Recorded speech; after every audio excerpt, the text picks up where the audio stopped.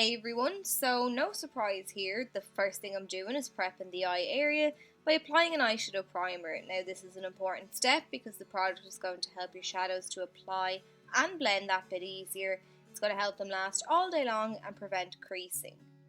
The first shadow I'm taking is called Espresso. This is one of the single shadows from Penneys from the Customise range. They're only €1 and are brilliant. I've mapped out the shape of my shadow like I've done in the last couple of tutorials.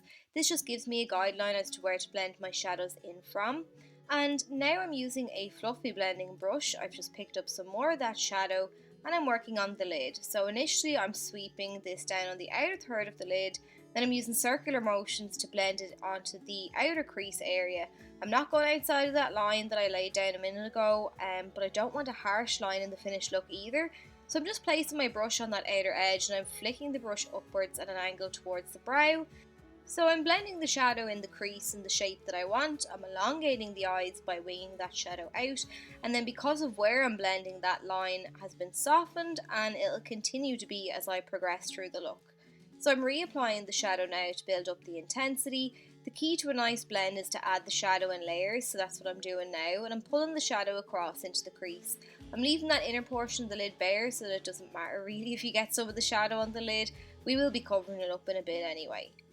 Next then I'm taking this cool toned deep brown, it's called Truffle, and I'm using that to deepen up the look. So I'm tapping the shadow down on the outer corner and then I'm sweeping the shadow across into the crease.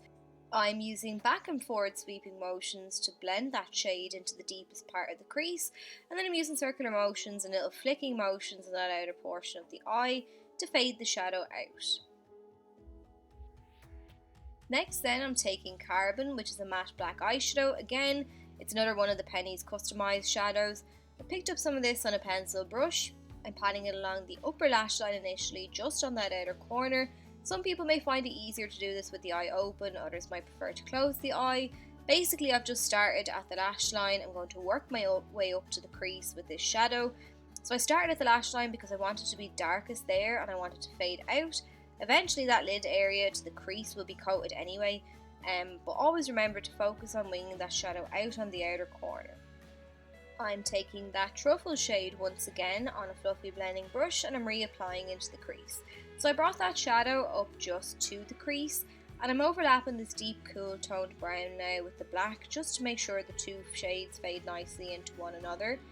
Then I'm using this liquid shadow from Essence. It was requested that I do a silver and black look, so this is my take. I was asked too about applying a metallic shade like this, and personally I think it looks great halfway across the lid. However, I always apply it around 2/3 of the way across the lid because this then leaves me room to blend a shadow from the outer corner of the eye towards the metallic shadow. I find if I only applied it halfway across the eye, just applied it to that area, I find that when I'm finished blending the metallic shadow, it would only cover maybe the inner third of the eye. So basically I cover more lid space than I want because I'll be overlapping another shadow over the metallic shade anyway, just to make sure the two blend together. So I'm moving down to the lower lash line now and I'm using the first cool tone shadow on a small bullet shaped brush and I'm smudging this from outer to inner corner all the way across the lash line. Then I'm switching to an angled brush because I want this shadow to be a little closer to the lashes. I'm taking the shade Truffle and I'm patting this into the roots of the lashes and slightly underneath, working about halfway across the lash line. Next then I'm taking the black eyeshadow and I'm repeating that process.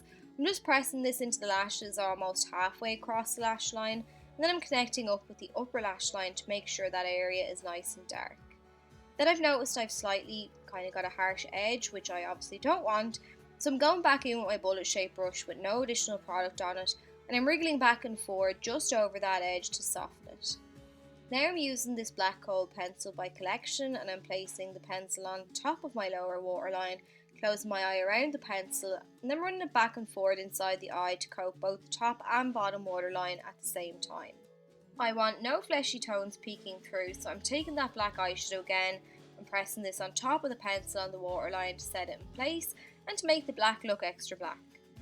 Now I'm going in with the shadow Naked from the Penneys range and I want a subtle sparkle on that tear duct, nothing over the top, so I'm patting some of this shadow to that area and also underneath the brow bone as well, using a light hand because, as I said, I want it to be subtle.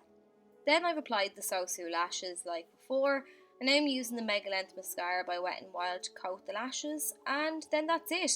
So I hope you enjoyed this tutorial and found it helpful. If you have any requests, let me know, and I'll catch you all in my next video.